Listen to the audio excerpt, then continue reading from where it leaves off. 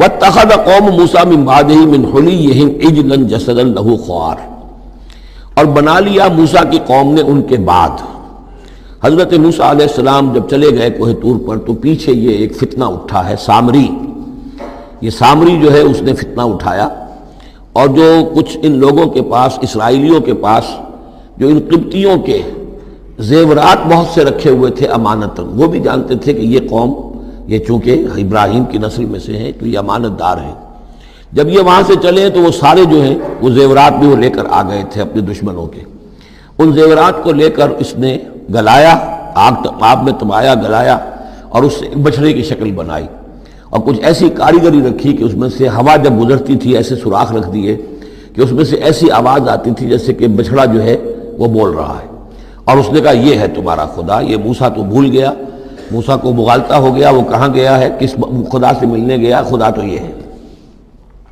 اور اس میں بھی ایک اور بات دوسری جگہ پر آ جائے گی، یہاں تو نہیں ہے، کہ حضرت موسیٰ علیہ السلام اصل میں اپنے اشتیاق اور محبت اور شوق اور جذبے کی وجہ سے قبل از وقت چلے گئے تھے، جو وقت معین تھا کوہ طور پر آنے کا اس سے پہلے۔ تو اللہ نے جواب طلبی کی تھی، ما عجلک عن قومک یا موسیٰ، اے موسیٰ اپنی قوم کو چھوڑ کر پہلے کیسے آ گئے ہو؟ اور انہوں نے جواب دیا، اجلت الیک رب لترضیٰ، پروردگار میں جلدی آیا تاکہ تو راضی ہو جائے، تو میرا شوق دیکھ، میرا اشتیاق دیکھ، تیری محبت، تجھ سے گفتگو اور کلام کی جو میرے اندر شوق ہے اس کی وجہ سے آیا ہوں۔ تو گویا کہ وہ تو شاباش کی توقع رکھتے تھے، یہاں ڈانٹ پڑ گئی، ما عجلک عن قومک یا موسیٰ قال عجلت الیک رب لترضیٰ، لیکن اللہ نے فرمایا فإنا فتنا قومک من بعدک، تمہاری اس عجلت کی وجہ سے ہم تمہاری قوم کو تمہارے بعد فتنے میں ڈال چکے ہیں۔ تو جلدی خیر کے لیے بھی نہیں کرنی چاہیے، خیر کے کام کو بھی عین وقت پر سہج پکے سو میٹھا ہو۔ تو اس اضلهم سامری نے انہیں گمراہ کر دیا ہے، وہ تذکرہ ہو رہا ہے۔ من حلیہم، زیوروں سے، عجلاً جسداً، ایک بدن سا بنایا، بچھڑے کا سا، لہو خوار، جس میں گائے کی سی آواز آتی تھی۔ الم یروا انہ لا یکلمہم، کیا انہوں نے یہ نہیں غور کیا کہ وہ نہ ان سے بات کر سکتا ہے، وہ گدھے کی سی یا گھوڑے کی سی یا بچھڑے کی سی آواز سے تو کوئی بات نہیں بنتی۔ ولا یہدیہم سبیلا، نہ انہیں وہ کوئی راستہ بتا سکتا ہے۔ اتخذوہ وکانوا ظالمین، انہوں نے اسی کی عبادت شروع کر دی، اسے معبود بنا لیا، اور وہ تھے بہت ظالم۔ ولما سقط فی ایدیہم ورأوا انہم قد ضلوا، اور جب ان کے ہاتھوں کے طوطے اڑ گئے، پچھتاوا ہوا، یعنی ان میں سے بھی گویا کہ 3 حصوں میں قوم تقسیم ہو گئی۔ ایک قوم، بڑا حصہ قوم کا وہ رہا جو اس گناہ میں شریک نہیں ہوا، ایک حصہ وہ تھا کہ جو کچھ دیر کے لیے شریک رہا لیکن فوراً ہوش میں آ گیا بعد میں، تیسرا حصہ وہ تھا جو حضرت موسیٰ علیہ السلام کی واپسی تک اس پر اڑا رہا، جازم رہا۔ تو یہاں اس درمیانی طبقے کا ذکر ہو رہا ہے۔ وَلَمَّا سُقِطَ فِي أَيْدِيهِمْ وَرَأَوْا أَنَّهُمْ ضَلُّوا، جب ان کے ہاتھوں کے طوطے اڑ گئے، ان کے پچھتاوا طاری ہوا، اور انہوں نے سوچا ہم تو گمراہ ہو گئے، یہ ہم کیا کر بیٹھے۔ قَالُوا لَئِن لَّمْ يَرْحَمْنَا رَبُّنَا، انہوں نے کہا کہ اگر ہمارے رب نے ہم پر رحم نہ فرمایا، وَيَغْفِرْ لَنَا، اور اگر ہمیں بخش نہ دیا، لَنَكُونَنَّ مِنَ الْخَاسِرِينَ، تو ہم تو ہو جائیں گے بہت خسارے والوں میں سے۔ وَلَمَّا رَجَعَ مُوسَىٰ إِلَىٰ قَوْمِهِ غَضْبَانَ أَسِفًا، تو جب موسیٰ لوٹے اپنی قوم کے پاس، غضبان آصفا، غضبان یہ فعلان کے وزن پر، رحمان کے وزن پر، نہایت غضبناک۔ حضرت موسیٰ علیہ السلام کا مزاج بھی جلالی تھا، پھر یہ کہ اتنی بڑی گمراہی، اور یہ اللہ تعالیٰ نے کوہ طور ہی پر بتا دیا تھا کہ تمہاری قوم پیچھے فتنے میں پڑ چکی ہے اور وہ گمراہ ہو چکی ہے۔ فَإِنَّا فَتَنَّا قَوْمَكَ مِن بَعْدِكَ وَأَضَلَّهُ السَّامِرِي، تو وہاں سے آئے ہی ہیں تو غضبناک تھے، غضبان آصفا، نہایت افسوس میں بھی اور سخت غضبناک۔ قال بئس ما خلفتمونی من بعدی، یہ خطاب حضرت ہارون سے بھی ہو سکتا ہے اور اپنی پوری قوم سے بھی ہو سکتا ہے۔ بری ہے میری نیابت جو تم نے کی ہے میرے بعد، عاجلتم امر ربکم، تم نے اپنے رب کے معاملے کے اندر جلدی کی، میرا انتظار کرتے، اگر اس نے کچھ بنا ہی دیا تھا، کوئی شوبدہ دکھایا تھا، میرے آنے تک انتظار کر لیتے، میں تمہیں بتاتا اس کی حقیقت کیا ہے۔ وَأَلْقَى الْأَلْوَاحَ، اور انہوں نے وہ جو تختیاں لے کر آئے تھے کوہ طور سے، تورات والی، وہ تو ایک طرف ڈال دی۔ وَأَخَذَ بِرَأْسِ أَخِيهِ يَجُرُّهُ إِلَيْهِ، اور غضبناک ہو کر اپنے بھائی حضرت ہارون علیہ السلام کے سر کے بال پکڑ لیے اور اپنی طرف کھینچا غصے میں، یہ تم نے کیا کیا، میرے پیچھے یہ میں تمہیں خلیفہ بنا کر گیا تھا۔ قال ابن امہ، انہوں نے کہا اے میرے ماں جائے، اے میرے ماں کے بیٹے، ان القوم استضعفونی، قوم نے مجھے دبا لیا تھا، مجھے بے بس کر دیا تھا، وقادوا یقتلوننی، اور وہ تو میرے قتل پر آمادہ ہو گئے تھے، میں نے انہیں روکا، میں نے منع کیا، لیکن وہ اس درجے اس معاملے کے اندر آگے بڑھ گئے تھے، قادوا یقتلوننی، وہ تو مجھے قتل کرنے پر آمادہ تھے، فلا تشمت بی الاعداء، تو دیکھیں اب مجھ پر آپ دشمنوں کو ہنسنے کا موقع نہ دیں۔ ایک تو آپ کے پیچھے انہوں نے مجھے دبایا، میری توہین کی، مجھے قتل کرنے تک پر آمادہ ہو گئے، اب وہ دیکھیں گے کہ موسیٰ بھی آئے ہیں تو میرے بال آپ پکڑ کر کھینچ رہے ہیں اور میری توہین کر رہے ہیں، تو اس پر تو دشمن اور ہنسے گا۔ فلا تشمت بی الاعداء، شماتت اعداء یہ ہمارے ہاں پھر اردو زبان میں محاورہ ہے۔ ولا تجعلنی مع القوم الظالمین، اور مجھے ان ظالموں کے ساتھ نہ کر دیجئے، میں ان کے ساتھ نہیں ہوں، نہ میں نے ان کے ساتھ اتفاق کیا ہے، میں روکتا رہا، منع کرتا رہا۔ قال رب اغفر لی ولاخی، اب حضرت موسیٰ نے دعا کی اللہ سے، پروردگار بخش دے مجھے بھی اور میرے بھائی کو بھی، وادخلنا فی رحمتک، اور ہمیں داخل فرما اپنی رحمت میں، وانت ارحم الراحمین، اور یقیناً تو ہے تمام رحم کرنے والوں میں سب سے بڑھ کر رحم فرمانے والا۔ ان الذین اتخذوا العجل سینالہم غضب من ربہم، اب یہ فیصلہ انہوں نے دیا، یقیناً جن لوگوں نے اس بچڑے کو اپنا معبود بنایا، ان قریب ان پر آئے گا غضب ان کے رب کی طرف سے، گویا کہ قتل مرتد کی سزا جس کا ذکر ہم سورہ بقرہ میں پڑھ چکے ہیں۔ وَذِلَّةٌ فِي الْحَيَاةِ الدُّنْيَا، دنیا میں ذلت بھی آئے گی، وَكَذَلِكَ نَجْزِي الْمُفْتَرِينَ، اور اسی طریقے سے بہتان باندھنے والوں کو، جھوٹ گھڑنے والوں کو ہم جزا دیتے ہیں۔ وَالَّذِينَ عَمِلُوا السَّيِّئَاتِ ثُمَّ تَابُوا مِن بَعْدِهَا وَآمَنُوا، البتہ جن لوگوں نے کچھ دیر کے لیے یہ غلط کام کیا تھا لیکن پھر وہ توبہ کر لی انہوں نے، من بعدہا اس کے بعد، وآمنوا اور ایمان لے آئے، ان ربک من بعدہا لغفور الرحیم، تو یقیناً اس کے بعد آپ کا رب جو ہے غفور الرحیم ہے۔ جن سے عارضی طور پر یہ بات ہو گئی تھی پھر انہوں نے توبہ کر لی، ان کے لیے تو مغفرت ہے، اللہ تعالیٰ معاف فرمائے گا، غفور الرحیم ہے۔ البتہ جو اب تک اس پر اڑے رہے ہیں ان کے لیے یہ حد جاری کی جائے گی۔ یہ بالکل ایسے ہی جیسے سورہ مائدہ میں ہم نے پڑھا ہے محاربے والی آیت میں، کہ اگر کوئی ڈاکو ہیں، راہزن ہیں، کوئی ملک کے اندر فساد مچا رہے ہیں، تو اگر اس سے پہلے کہ تم ان پر قابو پاؤ اگر وہ توبہ کر لیں تو پھر ان کے لیے معاملہ اور ہوگا، پھر ان کے ساتھ نرمی بھی ہو سکتی ہے، معاف بھی کیا جا سکتا ہے، لیکن اگر قابو پا لو تو پھر ان کی سزا بہت سخت ہے، لیکن قابو پانے سے پہلے توبہ کر لیں تو ان کے لیے نرمی۔ اسی طرح یہاں معاملہ ہے۔ وَلَمَّا سَكَتَ عَن مُوسَى الْغَضَبُ، جب موسیٰ کا غصہ کو ٹھنڈا پڑا، أَخَذَ الْأَلْوَاحَ، اب انہوں نے وہ تختیاں اٹھائیں، وَفِي نُسْخَتِهَا هُدًى وَرَحْمَةٌ لِّلَّذِينَ هُمْ لِرَبِّهِمْ يَرْهَبُونَ، اور اس کی تحریر میں لکھا ہوئی تھی رحمت، ہدایت بھی اور رحمت بھی ان لوگوں کے حق میں جو اپنے رب سے ڈرتے ہیں، اپنے رب کا تقوی اور خوف رکھتے ہیں۔ وَاخْتَارَ مُوسَىٰ قَوْمَهُ 70 رَجُلًا لِّمِيقَاتِنَا، اب ایک تو سزا دے دی گئی، ایک تو پرج ہو گئی، اور یہودی جو ہیں جنہوں نے کہ آخری وقت تک اس کے اوپر قائم رہے انہیں قتل کر دیا گیا۔ اب اس کے بعد ایک اجتماعی توبہ کے لیے حضرت موسیٰ علیہ السلام نے اپنی قوم کے 70 سرکردہ افراد کو لیا، واختارا چن لیا، اختارا موسیٰ قومہ 70 رجلا لمیقاتنا، اللہ تعالیٰ ہی نے طلب فرمایا ہے، ہمارے وقت مقررہ کے لیے چن لیے موسیٰ نے اپنی قوم میں سے 70 سرکردہ افراد۔ فلما اخذتهم الرجفۃ، جب وہ آئے ہیں کوہ طور پر یا اس کے قریب تو ان کے اوپر کپ کپی طاری ہو گئی یا زلزلے نے آ پکڑا، یعنی وہ ایک سخت ترین جو ہے ان کے لیے پھر خوفناک صورت پیدا کر دی گئی۔ قال رب، حضرت موسیٰ نے عرض کیا پروردگار، لو شئت اہلکتہم من قبل وایایا، اگر تیری مشیت یہی تھی تو اس سے پہلے ہی ہمیں بھی ہلاک کر سکتا تھا، مجھے بھی کر سکتا تھا، انہیں بھی کر سکتا تھا، خطا کار تو ہم ہیں، غلطی ہوئی ہے، لیکن بہرحال ہم نے اتنا بڑا کفارہ بھی دے دیا ہے، اپنی قوم کے اتنے لوگوں کو اپنے ہاتھوں ذبح بھی کیا ہے، لیکن یہ کہ اگر ہلاک ہی کرنا تھا جو اس وقت شکل ہو رہی ہے تو پہلے قدم پر بھی تو ہلاک کر سکتا تھا۔ لو شئت اہلکتہم من قبل وایایا، اگر تو چاہتا تو ہلاک کر دیتا ان سب کو بھی اور مجھے بھی۔ اتہلکنا بما فعل السفہاء منا، کیا تم ہمیں ہلاک کر دے گا ہمارے کچھ بے وقوف لوگوں کی حرکت کی وجہ سے؟ ہمارے ہاں کچھ بے وقوف تھے جنہوں نے حرکت کی تھی، اور ان کی وجہ سے کیا پوری قوم کو ہلاک کر دے گا؟ ان ہی الا فتنتک، نہیں یہ تیری طرف سے ایک آزمائش ہے۔ تضل بہا من تشاء، تو گمراہ کرتا ہے اس کے ذریعے سے جس کو چاہتا ہے، وتہدی من تشاء، اور ہدایت دیتا ہے جس کو چاہتا ہے۔ انت ولینا، تو ہمارا ولی ہے، ہمارا ساتھی ہے، پشت پناہ ہے، مولا ہے۔ فاغفر لنا، پس ہمیں بخش دے، ہماری گناہ کو معاف فرما، ورحمنا، ہم پر رحم فرما وانت خیر الغافرین، اور یقیناً تمام بخشنے والوں میں تو سب سے بہتر بخشنے والا ہے۔ وَاكْتُبْ لَنَا فِي هَذِهِ الدُّنْيَا حَسَنَةً وَفِي الْآخِرَةِ، ہمارے لیے اس دنیا کی زندگی میں بھی حسنہ لکھ دے، طے کر دے۔ اب دیکھیے یہ دعا کر رہے ہیں حضرت موسیٰ اپنی قوم کے لیے، بنی اسرائیل کے لیے، وَاكْتُبْ لَنَا فِي هَذِهِ الدُّنْيا حَسَنَةً وَفِي الْآخِرَةِ، وہی الفاظ ربنا آتنا فی الدنیا حسنۃ وفی الآخرۃ حسنۃ وقنا عذاب النار۔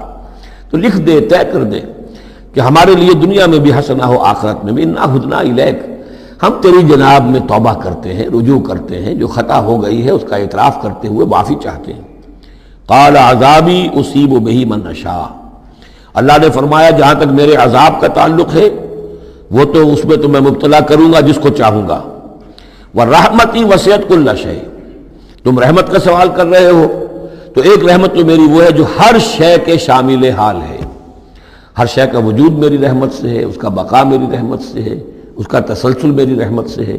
ایک تو رحمت عامہ ہے جو تمام مخلوقات کو شامل ہے، تمام مخلوقات جو ہے اس میں سے حصہ پا رہی ہیں۔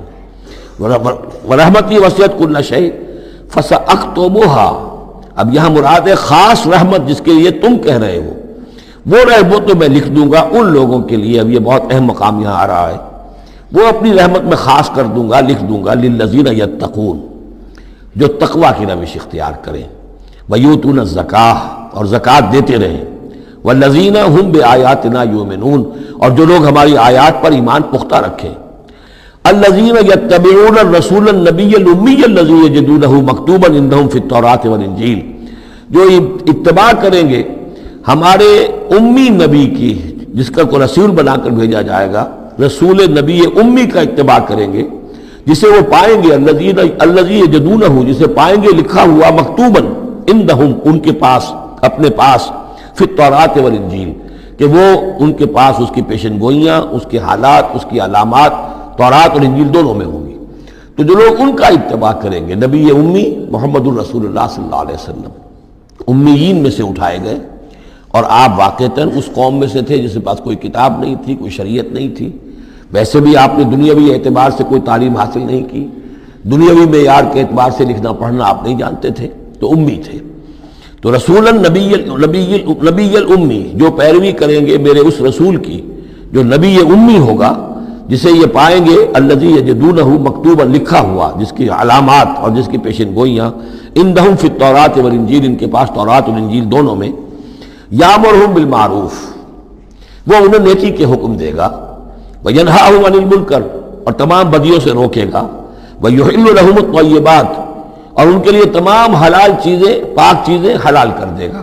یعنی جو ہم پڑھ چکے ہیں کچھ چیزیں تھیں کہ جو بنی اسرائیل پر ان کی شرارتوں کی وجہ سے بھی حرام کر دی گئی تھی، یہ تمام بندشیں اٹھا دے گا، تمام پاکیزہ چیزوں کو ان کے لیے حلال کرے گا۔ وَيُحَرِّمُ عَلَيْهِمُ الْخَبَائِثَ، اور جتنی خبیث ناپاک چیزیں ہیں انہیں حرام قرار دے گا۔ وَيَضَعُ عَنْهُمْ إِصْرَهُمْ وَالْأَغْلَالَ الَّتِي كَانَتْ عَلَيْهِمْ، اور ان سے اتار دے گا، دور کر دے گا، انہیں نجات دے گا ان کے بوجھوں سے اور ان کی ان توقوں سے کہ جو ان کے اوپر پڑے ہوئے ہوں گے۔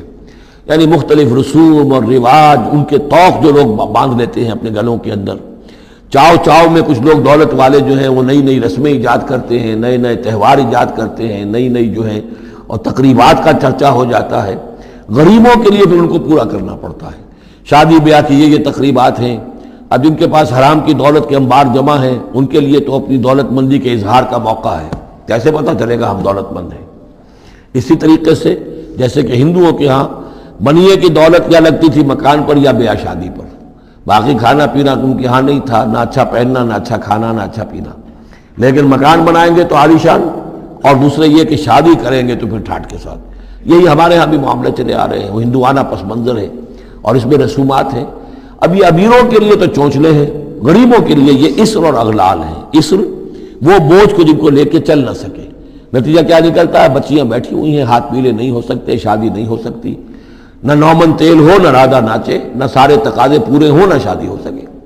تو یہ جو اسر اور اغلال لوگوں نے، پھر یہ کہ جو سوشل ایولیوشن کہہ لیجئے یا جو بھی اس کے اندر تنزل ہوا ہے، جس کے نتیجے میں لوگوں کے اوپر طرح طرح کی قیدیں آ گئی ہیں، کہیں جو ہے وہ جاگیرداری نظام آ گیا ہے، اس کی قید ہے، کہیں بادشاہت ہے، امپیریلزم ہے، اس کی قید ہے، کہیں سرمایہ دار نظام ہے، اس کا تشدد ہے۔ تو محمد جب آئیں گے یہ اللہ تعالیٰ فرما رہے ہیں، تو ان تمام قیدوں سے نجات دلائیں گے، ان تمام بوجھوں سے نوع انسانی کو نجات دیں گے، عدل اور قسط کا نظام قائم کریں گے، تو وہ چاہے رسومات کی شکل میں ہو اور چاہے یہ کہ ایک نظام ظالمانہ ایکسپلائٹیٹو اگر نظام ہے، ریپریسو نظام ہے، تو اس کو ہٹا کر فالذین آمنوا بہ۔ اب یہ جو الفاظ آ رہے ہیں اس آیت مبارکہ کے، یہ بہت اہم ہے، اس پر میرا ایک پورا کتابچہ موجود ہے کہ جس کا عنوان ہے نبی اکرم صلی اللہ علیہ وسلم سے ہمارے تعلق کی بنیادیں۔ فالذین آمنوا بہ گنتی کر لیجئے، تو جو لوگ ان پر ایمان لائیں گے، پہلی شرط ہے ایمان، وعزروہ، اور ان کا ادب کریں گے، ونصروہ، اور اس کی مدد کریں گے، واتبعوا النور الذی انزل معہ، اور اس نور کی پیروی کریں گے جو ان کے ساتھ نازل کیا جائے گا۔ اولئک ھم المفلحون، یہی لوگ ہوں گے فلاح پانے والے۔ اللہم ربنا اجعلنا منہم۔ اب یہاں تھوڑی سی وضاحت کر لیجئے، فالذین آمنوا بہ، وہ لوگ جو اس پر ایمان لائیں گے۔ ایمان کے دو تقاضے سمجھ لیجئے، ایک تقاضا اطاعت، لا یؤمن احدکم حتی یکون ہواہ طبعا لما جئت بہ، تم میں سے کسی شخص کا مجھ پر ایمان نہیں ہے جب تک کہ اس کی خواہش نفس تابع نہ ہو جائے اس کے جو میں لے کر آیا ہوں، جو احکام میں لے کر آیا ہوں۔ تم اگر جب ایمان رکھتے ہو کہ میں اللہ کی طرف سے لے کر آیا ہوں تو تمہیں ان کو ماننا ہے۔ لا یؤمن احدکم حتی یکون ہواہ طبعا لما جئت بہ۔ دوسرا تقاضا، لا یؤمن احدکم حتی اکون احب الیہ من والدہ وولدہ والناس اجمعین، تم میں سے کوئی شخص مومن نہیں ہو سکتا جب تک کہ میں اسے محبوب تر نہ ہو جاؤں، اپنے باپ سے بھی، بیٹے سے بھی، تمام انسانوں سے۔ تو ایک غائب درجے میں اتباع اور اطاعت، اور دوسرے غائب درجے میں محبت محمد رسول اللہ صلی اللہ علیہ وسلم کی، یہ ایمان کے تقاضے ہیں۔ اب اس کا نتیجہ خود بخود نکلے گا، پھر آپ کی تعظیم ہوگی، عظمت ہوگی، آپ کا نام جہاں سنیں گے درود آپ پڑھیں گے، یہ ساری چیزیں جو ہیں، اور یہ کہ جہاں آپ کا کوئی قول آپ کو سنایا جائے فوراً زبان بند ہو جانی چاہیے۔ پھر یہ نہیں کہ اپنی عقل جو ہے آدمی لڑا رہا ہے، ہاں اس کی تحقیق ہو سکتی ہے کہ واقعتاً یہ حضور نے فرمایا یا نہیں فرمایا، یہ حدیث ضعیف ہے، مضبوط ہے، کیسی ہے، لیکن اس وقت خاموش ہونا ضروری ہے۔ جب کسی نے کہا یہ حدیث ہے، ہو سکتا ہے کہ حدیث صحیح ہو اور حضور کی طرف اس کی نسبت جو ہے وہ صحیح ہو، مضبوط ہو، لہذا فوری طور پر اپنی زبان بند کر دینا یہ ادب کا تقاضا ہے۔ تو وعزروہ ہو ونصروہ ہو، اور مدد کرے۔ مدد کس کام میں؟ حضور نے ذاتی تو اپنی کوئی امپائر بلڈ نہیں کی، نہ آپ نے اپنے لیے کوئی جاگیر بنائی، نہ کوئی جائیداد بنائی، کس کام کے لیے؟ نصرت چاہیے تھی اللہ کے دین کے لیے، اس کے غلبے کی جد و جہد، اس کے لیے بھیجے گئے محمد صلی اللہ علیہ وسلم، هو الذی ارسل رسولہ بالہدی ودین الحق لیظہرہ علی الدین کلہ، اور اس کے لیے پکار ہے من انصاری اللہ، یہ میرا فرض منصبی ہے، اللہ کا دین مجھے غالب کرنا ہے، یہ میری ذمہ داری ہے۔ کون ہے جو میرا ہاتھ بٹھائے، میرا مددگار بنے؟ تو یہ میدان اب بھی کھلا ہوا ہے۔ دین پہلے غالب ہوا تھا، پھر مغلوب ہو گیا، اور اب تو مغلوب ہے۔ پوری دنیا میں کہیں بھی ہم ایک انچ زمین نہیں دکھا سکتے جہاں کہہ سکے دنیا سے، نوع انسانی سے کہ آؤ اور دیکھو یہاں یہ اصل دین موجود ہے بتمام و کمال۔ تو وہ مشن جو ہے محمد رسول اللہ صلی اللہ علیہ وسلم کا، وہ اب بھی زندہ ہے، لہذا اس کی مدد کرنی ہے۔ واتبعوا النور الذی انزل معہ، اور اس مشن کی تکمیل میں جو راستہ ہے، جو طریقہ اللہ نے بتایا ہے، وہ اس قرآن کے ذریعے سے ہے۔ تذکیر قرآن سے، تبلیغ قرآن کی، انذار قرآن سے، تبشیر قرآن سے، تعلیم قرآن کی، یتلو علیہم آیاتہ ویعلمہم الکتاب والحکمۃ ویزکیہم، اس کے ذریعے سے لوگوں کو کھینچو، لوگوں کو نکالو گندگیوں میں سے اور اندھیروں میں سے، لوگوں کے اندر ایمان کی شمع روشن کرو، پھر انہیں منظم کرو، جمع کرو، پھر باطل سے ٹکراؤ۔ فالذین آمنوا بہ وعزروہ ونصروہ واتبعوا النور الذی انزل معہ، تو جو لوگ ان پر ایمان لائیں گے اور ان کی تعظیم کریں گے اور ان کی مدد کریں گے اور اس نور کی پیروی کریں گے جو ان کے ساتھ نازل کیا جائے گا، یعنی قرآن مجید، حضور کے ساتھ یہ نازل کیا گیا، بھیجا گیا۔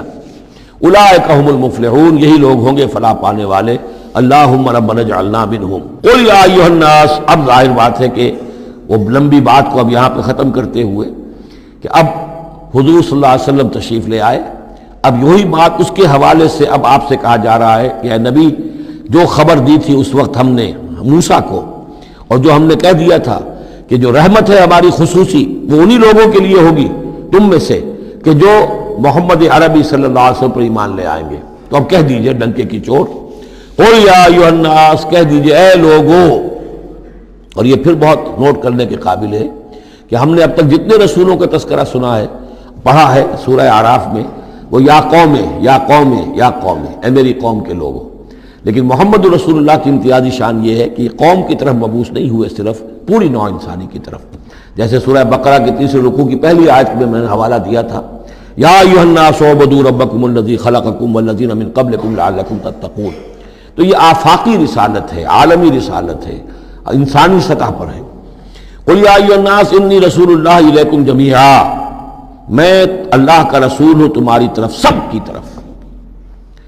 الذی لہ ملک السماوات والارض، یہ بات 5 مرتبہ قرآن میں کہی گئی ہے مختلف الفاظ میں کہ حضور کی بعثت پوری نوع انسانی کے لیے ہے، جس میں سب سے نمایاں آیت وہ ہے وما ارسلناک الا کافۃ للناس بشیرا ونذیرا، ہم نے نہیں بھیجا ہے محمد آپ کو مگر پوری نوع انسانی کے لیے بشیر اور نذیر بنا کر۔ باقی یہ کہ اور مختلف اسالیب میں 4 مرتبہ اور یہ بات آئی ہے کہ آپ کی بعثت جو ہے کسی خاص قوم، کسی خاص ملک، کسی خاص رنگ اور نسل کے لوگوں، کسی خاص قبیلے کی طرف نہیں ہے، بلکہ پوری نوع انسانی کی طرف ہے۔ قل یا ایھا الناس انی رسول اللہ الیکم جمیعا الذی لہ ملک السماوات والارض، میں اس اللہ کا رسول ہوں جس کے لیے آسمان اور زمین کی بادشاہی ہے۔ لا الہ الا ہوا، اس کے سوا کوئی معبود نہیں۔ یحیی و یمیت، وہی زندہ رکھتا ہے اور وہی موت وارد کرتا ہے۔ فآمنوا باللہ، تو ایمان لاؤ اللہ پر، ورسولہ النبی الامی الذی، اور اس کے اس رسول پر جو نبی امی ہے، اور جو یؤمن باللہ وکلماتہ، جو ایمان رکھتا ہے اللہ پر اور اس کے کلام پر، اس کے کلمات پر، اس کی باتوں پر، واتبعوہ، اور اس کی پیروی کرو، لعلکم تہتدون، تاکہ تم ہدایت پاؤ۔ یہ گویا کہ اعلان عام ہوا محمد رسول اللہ صلی اللہ علیہ وسلم کا کہ وہ جو بات اللہ تعالیٰ نے حضرت موسیٰ سے کہی تھی، یہ اس کے مطابق میری بعثت ہوئی ہے۔ اور اب گویا کہ جیسا کہ میں نے آپ کو بتایا تھا، یہ تمہید ہے، تیاری ہو رہی ہے، چونکہ مدینے کی طرف سفر کرنا ہے۔ یہ صورت پہلے نازل ہو گئی ہے تاکہ وہ ذہن تیار ہو جائیں اس کے لیے کہ اب یہود کے 3 بڑے بڑے قبیلے وہاں پر آباد ہیں، ان سے براہ راست اب سابقہ پیش آئے گا۔ ابھی تک براہ راست خطاب یہود سے نہیں ہوا، یا بنی اسرائیل سے کوئی خطاب نہیں، گفتگو ہو رہی ہے محمد رسول اللہ سے یا اہل مکہ سے یا حضور کی وساطت سے مسلمانوں سے۔ لیکن یہ کہ وہ باتیں ساری وہ آ رہی ہیں کہ جن کا اب محل جو ہے واضح ہو جائے گا ہجرت کے بعد۔ وَمِن قوم موسیٰ امۃ یہدون بالحق وبہ یعدلون، اور موسیٰ کی قوم میں یقیناً کچھ لوگ ایسے تھے، امتن ایسے لوگ تھے کہ جو حق کی ہدایت دیتے تھے۔ یعنی یہ تو نہیں ہو سکتا اتنے جلیل القدر پیغمبر کے کوئی بھی ساتھی نہ ہو، حواری نہ ہو، یا بڑی اکثریت ان کی جو ہے ناہنجاروں پر رہی مشتمل، لیکن بہرحال ان کے ساتھ ایک جماعت ان کے حواریین کی، ان کے ساتھیوں کی۔ وَمِن قوم موسیٰ امۃ یہدون بالحق وبہ یعدلون، ایسی قوم ان کے اندر رہی ہے، قوم موسیٰ میں سے ایسی لوگ، ایسی جماعت جو حق ہی کی ہدایت بھی دیتے تھے اور حق ہی کے ساتھ فیصلے بھی کرتے تھے، عدل بھی کرتے تھے۔ وَقَطَّعْنَاهُمْ اثْنَتَيْ عَشْرَةَ أَسْبَاطًا أُمَمًا، اور ہم نے انہیں علیحدہ علیحدہ کر دیا 12 بڑی بڑی قبیلوں کی جماعت میں، اسباط امما، بار جماعتیں بن گئی، علیحدہ علیحدہ ان کی امتیں بن گئیں، علیحدہ قبیلے بن گئے، کیونکہ یہ 12 بیٹے تھے حضرت یعقوب علیہ السلام کے، اور ان میں سے ہر ایک سے ایک قبیلہ چلا ہے۔ تو ابھی وہ انسان کا جو تمدنی ارتقاء جو ہے ابھی قبائلی دور میں تھا، لہذا اس قبائلی نظام ہی کو اللہ تعالیٰ نے ان کے لیے باقی رکھا۔ چنانچہ پانی بھی جب دیا تو 12 چشمے، تاکہ ہر قبیلے کا چشمہ علیحدہ ہو اور یہ آپس میں لڑیں جھگڑے نہیں۔ ہر قبیلے کا کوئی اپنا سردار ہے، اس کا اپنا ایک نظام ہے، کوئی نزاع ہو گیا ہے تو وہ آپس میں اس کو حل کر سکتے ہیں، لیکن اگر بین القبائل معاملہ ہو جائے تو پھر اس کو حل کرنا جو ہے مشکل ہو جائے گا۔ وَأَوْحَيْنَا إِلَىٰ مُوسَىٰ إِذْ اسْتَسْقَاهُ قَوْمُهُ، اور ہم نے وحی کی موسیٰ کی طرف جب کہ پانی طلب کیا ان سے اس کی قوم نے، أَنِ اضْرِب بِعَصَاكَ الْحَجَرَ، کہ اپنے اسی عصا سے، اپنی لاٹھی سے ضرب لگائیے چٹان پر۔ فَانْبَجَسَتْ مِنْهُ اثْنَتَا عَشْرَةَ عَيْنًا، تو اس میں سے 12 چشمے پھوٹ بہے۔ یہ بات ہم پڑھ چکے ہیں سورہ بقرہ میں۔ قَدْ عَلِمَ كُلُّ أُنَاسٍ مَشْرَبَهُمْ، ہر قبیلے نے، ہر قوم نے پہچان لیا، معین کر لیا اپنے مشرب کو۔ مشرب یہ بھی اس میں ظرف ہے، پینے کی جگہ، اپنا گھاٹ معین ہو گیا، یہ چشمہ ہمارا، یہ چشمہ ان کا، یہ چشمہ ان کا ہے، یہ بنی لاوی کا ہے، یہ فلاں کا ہے، بنی یہودا کا ہے۔ وَظَلَّلْنَا عَلَيْهِمُ الْغَمَامَ، اور ہم نے ان کے اوپر سائبان ابر کا طاری کر دیا تاکہ دھوپ سے بچیں. وانزلنا علیہم المن والسلویٰ، اور ہم نے ان پر من اور سلویٰ کے ذریعے انہیں خوراک بہم پہنچائی. اتارا ان پر ہم نے من اور سلویٰ. کلوا من طیبات ما رزقناکم، کھاؤ ان پاکیزہ چیزوں میں سے کہ جو ہم نے تمہیں رزق میں دی ہیں. وما ظلمونا، اور انہوں نے کوئی ہم پر ظلم نہیں کیا. ہم پر کیا ظلم کر سکتے تھے؟ ہمارا کیا بگاڑ سکتے تھے؟ وما ظلمونا، انہوں نے ہمارا کیا بگاڑا؟ ہمارا کیا بگاڑ لیں گے؟ ایک حدیث قدسی میں آتا ہے کہ میرے بندو، اگر تم سب کے سب اولین اور آخرین اور انس اور جن سب بدترین جیسے ہو سکتا ہے تم میں سے کوئی شخص ویسے بن جاؤ تب بھی میرے خزانے میں کوئی کمی نہیں آئے گی. اور تم سب کے سب اولکم و آخرکم و انسکم و جنکم سب کے سب مل جاؤ اور بہترین میرے مطیع بن جاؤ، میرے بندگی کرنے والے بن جاؤ، میرے خزانے میں کوئی اضافہ نہیں ہوگا، میں تو غنی ہوں. تو وما ظلمونا، انہوں نے ہم پر ہمارا کچھ نہیں بگاڑا. ولکن کانوا انفسہم یظلمون، لیکن وہ خود اپنی ہی جانوں پر ظلم کرتے رہے. وَإِذْ قِيلَ لَهُمُ اسْكُنُوا هَٰذِهِ الْقَرْيَةَ، اور یاد کرو جب ان سے کہا گیا تھا کہ آباد ہو جاؤ اس بستی میں. یہ جیریکو، اریحا، پہلا شہر فلسطین کا کہ جو یوشع ابن نون جوشوا ان کی سرکردگی میں جب بنی اسرائیل نے قتال کیا ہے پھر تو یہ پہلا شہر فتح ہوا. جب ان سے کہا گیا کہ اب اس میں تم رہ سکتے ہو، بس جاؤ. وَكُلُوا مِنْهَا حَيْثُ شِئْتُمْ، اور اس میں سے جو بھی چاہو جہاں سے بھی چاہو تم کھاؤ. وَقُولُوا حِطَّةٌ، اور دیکھو استغفار کرتے رہو، کہتے رہو اے اللہ ہمارے گناہ جھاڑ دے، ہماری کوتاہیاں، ہماری جو بھی کوئی کمیاں رہ گئی ہیں ان کو پورا کر دے. وَادْخُلُوا الْبَابَ سُجَّدًا، اور جب داخل ہو شہر کے دروازے میں تو سر جھکا کر داخل ہو، تمہاری گردنیں اکڑی ہوئی نہ ہو. نغفر لکم خطیئاتکم، ہم تمہاری جو بھی خطائیں ہیں وہ بخش دیں گے، جو بھی غلطیاں ہوئی ہیں فروغ گزاشتیں ہوئی ہیں ان سب سے درگزر فرمائیں گے. سنزید المحسنین، اور نہ صرف یہ کہ وہ خطائیں معاف کر دیں گے، جو ان میں سے محسن ہوں گے تم میں سے انہیں تو اب اور دیں گے، ان کے درجات بلند کریں گے، ان کو اور اونچے سے اونچے مراتب عطا کریں گے.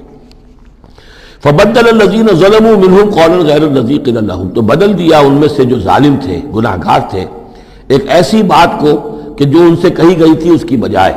یعنی وہ کہا گیا تھا حطتن حطتن حنطتن حنطتن، ہمیں گیہوں چاہیے گیہوں چاہیے. فارسلنا علیہم رجزا من السماء، تو ان پر ہم نے آسمان سے ایک عذاب بھیج دیا. جن لوگوں نے وہ غلط حرکت کی تھی ان پر پلیگ آئی. بما کانوا یظلمون، بسبب ان کے اس ظلم کے جو انہوں نے اپنے آپ پر کیا تھا. واسألہم عن القریۃ التی کانت حاضرۃ البحر، اور ذرا ان سے سوال کیجئے اس بستی کے بارے میں کہ جو ساحل سمندر پر تھی، حاضرۃ البحر، سمندر کے کنارے پر تھی. یہ اب اصحاب سبت کا واقعہ آ رہا ہے. اس یادونا، اور عام طور پر خیال یہ کہ جو ایلات کی بندرگاہ ہے یہاں پر یہ واقعہ ہوا تھا. اب بھی وہ ایلات کی بندرگاہ ہے. 1967 میں جو جنگ ہوئی تھی عرب اور اسرائیل جنگ، اس میں اصل میں اسی ایلات کی بندرگاہ کا گھیراؤ کر لیا تھا صدر ناصر صاحب نے، بلاکیڈ آف دی ایلات پورٹ. اور اس کے نتیجے میں پھر بڑا زبردست جو ہے حملہ کیا اچانک جو ہے اسرائیل نے. اور یہ کہ صحرائے سینا بھی مصر سے ہتھیا لیا تھا، گولان ہائٹس جو ہیں وہ سیریا سے اس نے فتح کر لیے، اور پورا مغربی کنارہ جو اردن کا جو ہے اتنا بڑا علاقہ، زرخیز ترین علاقہ جو ہے فلسطین کا، وہ اردن سے اس نے ہتھیا لیا تھا، جس میں سے صرف سینائی پیننسلا بھی واپس کیا گیا ہے. اور یہ جو مغربی کنارے پر ان کی کوئی ایک آٹونومس سی چھوٹی سی ریاست قائم کرنے کی کوششیں ہو رہی ہیں. باقی یہ کہ گولان ہائٹس پر ابھی کوئی معاملہ نہیں ہوا. تو وہیں پر اسی ایلات بندرگاہ پر یہ واقعہ ہوا ہے، وہیں پر یہ کوئی قوم مچھیروں کی آباد تھی. واسألہم عن القریۃ التی کانت حاضرۃ البحر، وہ سمندر کے کنارے آباد تھی. اذ یعدون فی السبت، جبکہ وہ سبت کے قانون میں حد سے تجاوز کرنے لگے. اذ تأتیہم حیتانہم یوم سبتہم شرعا، جبکہ آتی تھیں ان کی مچھلیاں ان کے پاس یوم سبتہم، جس دن کہ ان کا سبت ہوتا تھا، شرعا، شرع جیسے کہ نیزہ کو چلاتا ہے. یعنی یہ کہ کبھی اگر آپ نے کیماڑی میں کھڑے ہو کر دیکھا ہو تو کبھی کبھی ایسا ہوتا ہے کہ کوئی مچھلی جو ہے وہ چھلانگ مار کے اوپر آتی ہے پھر اندر چلی جاتی ہے. اب ظاہر بات ہے کہ یہ اٹکیلیاں کرتی تھی مچھلیاں. اللہ تعالیٰ نے سکس سینس دے رکھی ہے، حیوانات کو بھی ہے، انہیں پتہ چل گیا تھا ہفتے کا ایک دن ایسا ہے کہ ہمیں کوئی ہاتھ نہیں لگاتا. اب وہ آ رہی ہیں، اٹکیلیاں کر رہی ہیں، چھلانگیں لگا رہی ہیں، یہ کھڑے ہوئے ہیں، ہاتھ بندھے ہوئے ہیں، اس لیے کہ سبت ہے، ہفتے کا دن ہے، پکڑ تو نہیں سکتے. تو شرعاً آتے تھے جسے نیزے چل رہے ہوں. وہ یوم لا یثبتون لا یاتیہم، جس دن سبت نہیں ہوتا تھا یعنی باقی 6 دن وہ دور کہیں گہرے پانی میں چلی جاتی تھی، اور گہرے پانی میں جا کے مچھلیوں کا پکڑنا جو ہے اس وقت تک تو انسان کے پاس آلات نہیں تھے۔ کذالک نبلوہم بما کانوا یفسقون، اس طرح ہم نے انہیں آزمایا تھا، ایک بڑی آزمائش میں ڈال دیا کہ دیکھیں یہ کتنے ثابت قدم رہتے ہیں، شریعت کے حکم پر قائم رہتے ہیں اور فاقہ برداشت کر لیتے ہیں، یا یہ کہ شریعت کے ساتھ کوئی استہزاء کرتے ہیں، تمسخر کرتے ہیں۔ وَإِذْ قَالَتْ أُمَّةٌ مِّنْهُمْ، یہاں بھی نوٹ کر لیجئے کہ جیسے وہاں معاملہ ہوا، 3 حصوں میں یہ قوم تقسیم ہو گئی۔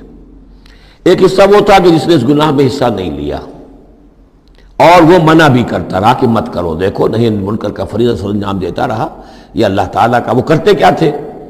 ہفتے کے روز گئے، گڑھے کھودے اور سمندر کا پانی اس میں لے آئے ساحل کے ساتھ گڑھے کھود کر، تو اس کے ساتھ مچھلیاں بھی آ گئیں، واپسی کا راستہ کر دیا بند، مچھلی کو ہاتھ نہیں لگایا، ہفتے کو اتوار کو جا کے مچھلی پکڑ لی، تو فائدہ کیا ہوا؟ اصل میں ہفتے کا قانون تو یہ تھا کہ ہفتے کا دن تم لگاؤ اللہ کی یاد میں، ذکر میں، عبادت میں، تورات پڑھو، پڑھاؤ، سیکھو، سکھاؤ۔ 6 دن تم کام کرو دنیا کا، اپنی معاش کا، 7واں دن تم فارغ رکھو اللہ کے لیے، دین کے لیے۔ لیکن جب وہ گڑھے کھودنے میں دن صرف ہو گیا تو چاہے مچھلی پکڑی یا نہیں پکڑی، تو جو اصل روح تھی اس حکم کی وہ تو ختم ہو گئی۔ تو یہ ہے کہ جس میں انہوں نے استہزاء کیا، گویا کہ شریعت کا مذاق اڑایا۔ اب ایک تو وہ تھے کہ جنہوں نے نہ تو اس جرم میں حصہ لیا اور وہ منع بھی کرتے رہے، ایک وہ تھے کہ جو حصہ تو نہیں لیا جرم میں لیکن منع نہیں کرتے تھے، خاموش رہتے تھے، تیسرے وہ تھے کہ جو جرم کے اندر باقاعدہ جری ہو کر وہ حصہ لے رہے تھے۔ تو اب جو لوگ منع کر رہے تھے ان سے انہوں نے کہا جو منع نہیں کر رہے تھے، جو خود بھی نہیں کر رہے تھے لیکن منع بھی نہیں کر رہے تھے۔ اس قالت امت، جب کہا اس درمیانی طبقے نے، منہم ان میں سے، لما تعظون قوما اللہ مہلکہم، کیوں وعظ کر رہے ہو ان لوگوں کو، کیوں اپنے آپ کو ہلکان کرتے ہو کہہ کہہ کہ تم، اور نہی عن المنکر کا فریضہ سر انجام دے دے کے تھک گئے ہو، یہ قوم اب ماننے والی نہیں ہے، اللہ اس کو ہلاک کر کے رہے گا۔ لما تعظون قوما اللہ مہلکہم او معذبہم عذابا شدیدا، یا انہیں پھر عذاب دے گا بہت سخت عذاب۔ قالو، اب یہ جواب کن کی طرف سے ہے؟